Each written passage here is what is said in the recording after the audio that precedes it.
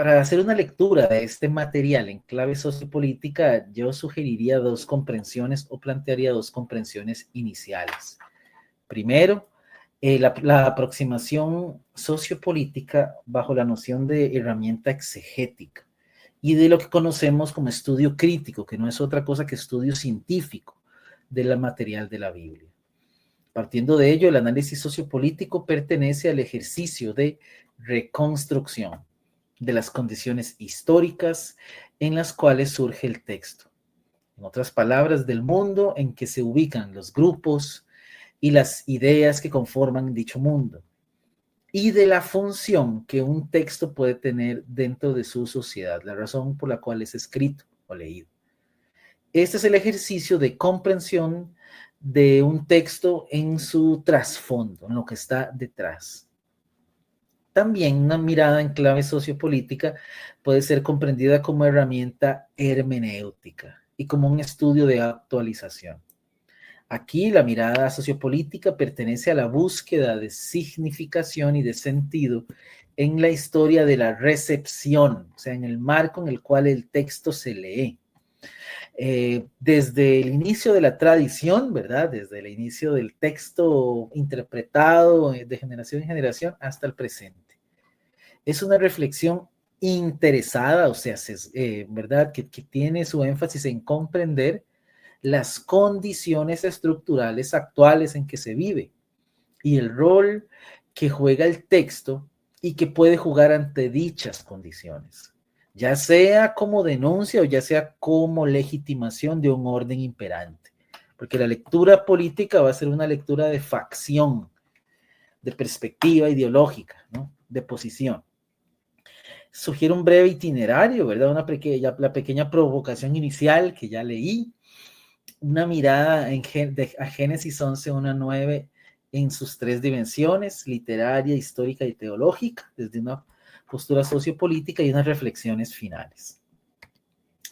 Iniciando esta noción sobre lo literario, es importante tal vez situar y reconocer la función de la literatura, la poesía, la narrativa, el teatro, como un producto o como un instrumento sociopolítico.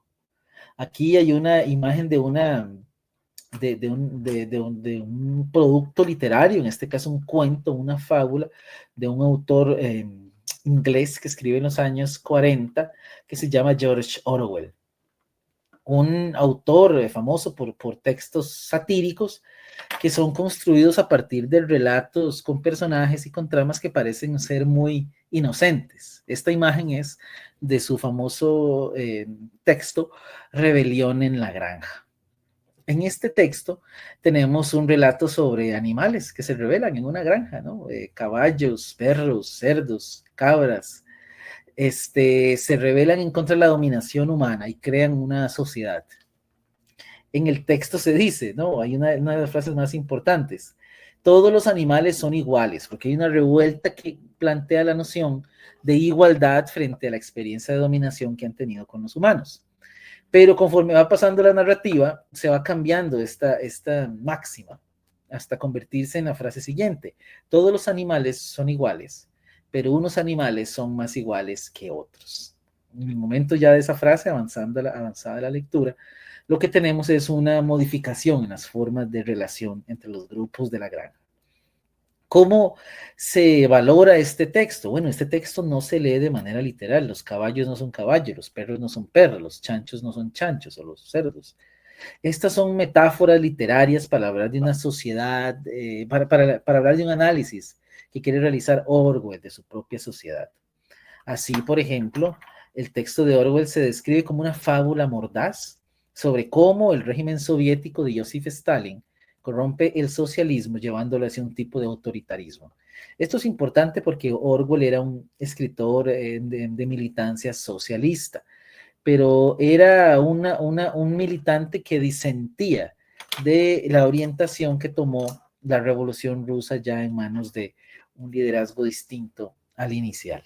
Entonces, como vemos, la literatura tiene este peso y este potencial sociopolítico, a pesar de que sus su puesta en escena no parezca tener dicha función.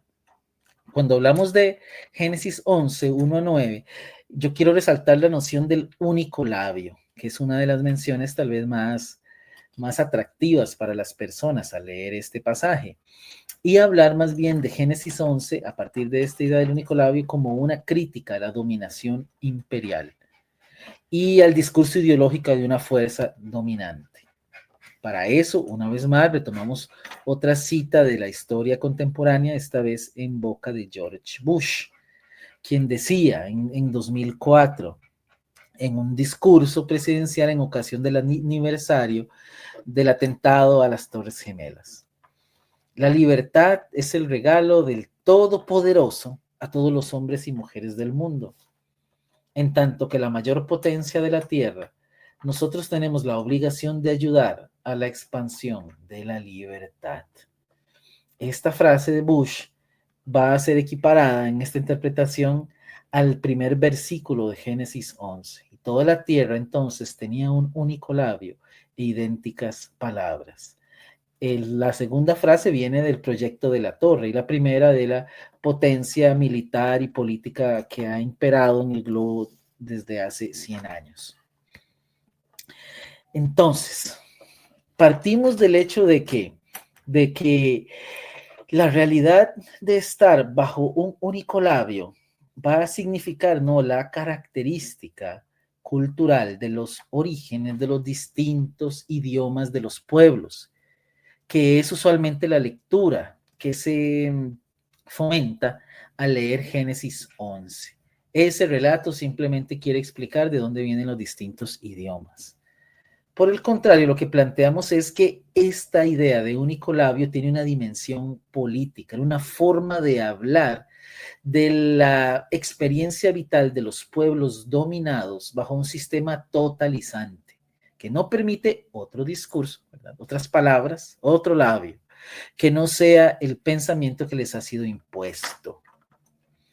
Como segundo elemento tenemos a Génesis, la necesidad de leer Génesis 1, 11, en este caso 11, 1, 9, en su mundo cultural.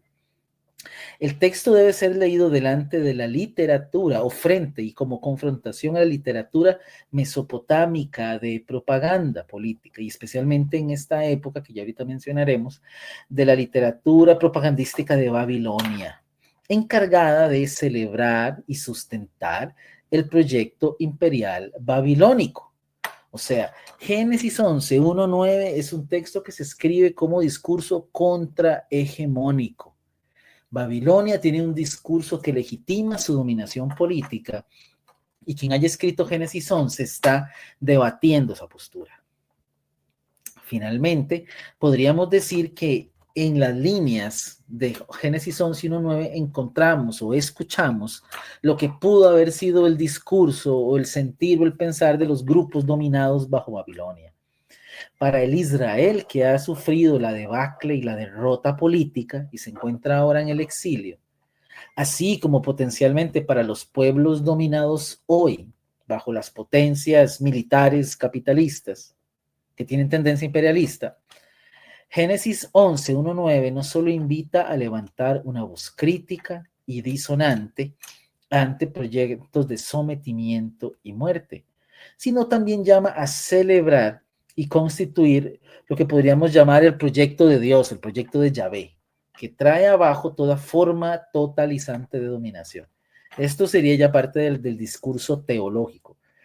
En Génesis 11, la ideología en torno a Yahvé es una ideología que disputa esta autoridad divina que Babel se plantea y pues quiere resquebrajar ese sistema dominante.